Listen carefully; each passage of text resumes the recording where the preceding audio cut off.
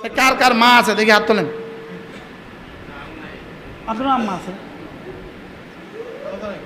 সবারই তো মা আছে, মাশাআল্লাহ, অধিকাংশের মা আছে। তাহলে কি পরিমাণ সুযোগ আছে আপনাদের চোখের জিকিরের বলেন? হ্যাঁ, আপনার তো নাই মা, আপনার নাই, আমগো নাই, কেউ নাই। আমিও তো, হাজরুল আম্মা আছে না, আব্বা তো নাই। যাদের আব্বা আম্মা কবরে চলে গেছে আল্লাহ তাআলা জান্নাতের টুকরো বানিয়ে দেন। আর যাদের জীবিত আছে তারা কি করবেন? আপনার মা আছে? হ্যাঁ আছে।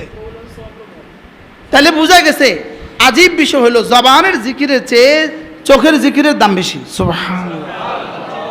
কিন্তু এই চোখের জিকির দাম হবে কখন? দিলের জিকির হবে যখন।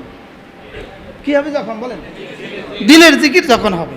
এই দিলের জিকিরের জন্য জিকিরওয়ালার কাছে যাওয়া লাগে। সুবহানাল্লাহ বলেন।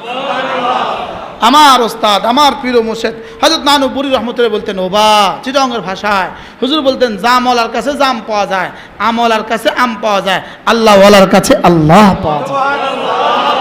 আচ্ছা, আমরা যদি প্যারাসিটামল ওষুধের দোকানে যাই এখন আমাদের শাক দেন তো কি অবস্থা হবে? মাথা ঠিক আছে না? আর শাকওয়ালার কাছে যায় কি করেন? আমারও প্যারাসিটামল দেন, কি বলবে?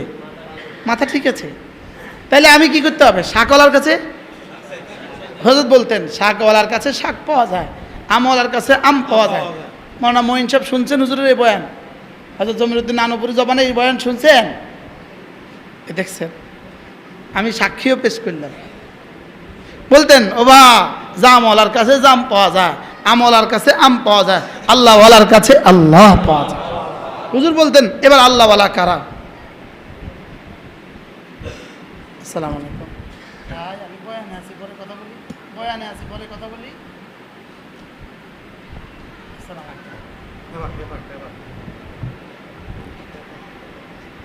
কি বলছি? আল্লাহওয়ালার কাছে কি পাওয়া যায়? এবার হুজুর নিজেই বলতেন, এবার জানো আল্লাহওয়ালা কাকে বলে? হুজুর এবার ওই হাদিস শুনাইতেন, হাদিসে কুদসি, ইদা রু যুকির আল্লাহ, আল্লাহওয়ালা কাকে বলে জানো? যার কাছে গেলে, যার চেহারার দিকে তাকাইলে আল্লাহর কথা মনে ওঠে। গাঞ্জাওয়ালার কাছে গেলে কি মনে ওঠে? আচ্ছা, বিড়িওয়ালার কাছে গেলে কি কথা মনে ওঠে? কোন চাই? বিড়িওয়ালার কাছে গেলে বিড়ির কথা মনে ওঠে না? বিড়িওয়ালার কাছে গেলেই বিড়ির গন্ধ লাগে। হ্যাঁ, কি কয়? আল্লাহওয়ালার কাছে গেলে বাহরাহাল কথা দূর চলে গেছে। দুই কাজ, এক নম্বর হলো ঈমান, দুই নম্বর হলো তাকওয়া।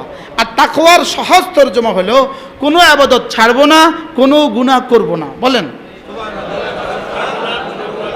আবার বলেন। ইবাদত চাই ফরজ ওয়াজিব হোক, চাই সুন্নত হোক, চাই নফল হোক, কোনো ইবাদত ছাড়বো না।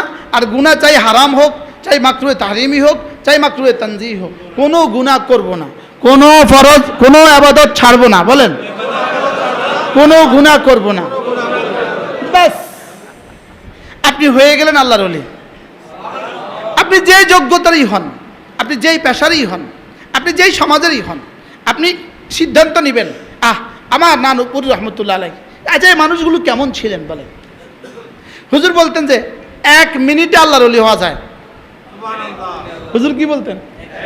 হুজুরের ভাষায় বলতেন, ওবা এটা মাসিস কিনতে, মাসিস হলো চিটংয়ে ম্যাচের কয় মাসিস, এটা ম্যাচ কিনতে 1 টাকা লাগে, লেকিন আল্লাহর ওলি হইতে 1 টাকাও লাগে না।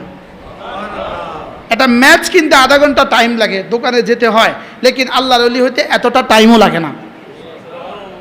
কি সহজ দেখছে! আল্লাহর ওলি হইতে কি লাগে না বলেন? টাইম লাগে না, টাকাও। হুজুর বললেন, এখন মনে মনে তওবা করো আর আল্লাহর কাছে সিদ্ধান্ত নাও, আল্লাহ আর জীবনে কোনো গুনাহ করব না। তুমি আল্লাহর ওলি হয়ে গেলে। আল্লাহর ওলি হলে লাভ না লস? আলা ইন্না আউলিয়া আল্লাহ লা খাউফুন আলাইহিম ওয়ালা হুম ইয়াহজানুন। তুমি যদি আল্লাহর ওলি হয়ে যাও, যে কথা দিলাম আর কোনো ভয় নাই, আর কোনো চিন্তা নাই। করাচির হযরত ওয়ালা রহমতুল্লাহ বলতেন, এই আয়াতে কারিমা লা খাউফুন আলাইহিম ওয়ালা হুম ইয়াহজানুন, এটা হলো বাদশাহী পয়গাম। এটা বাদশাহী পয়গাম। বাদশারা কি বলে? যাও এটা করো, আমি দেখব, কোনো টেনশন করবা না, যাও আমি আছি।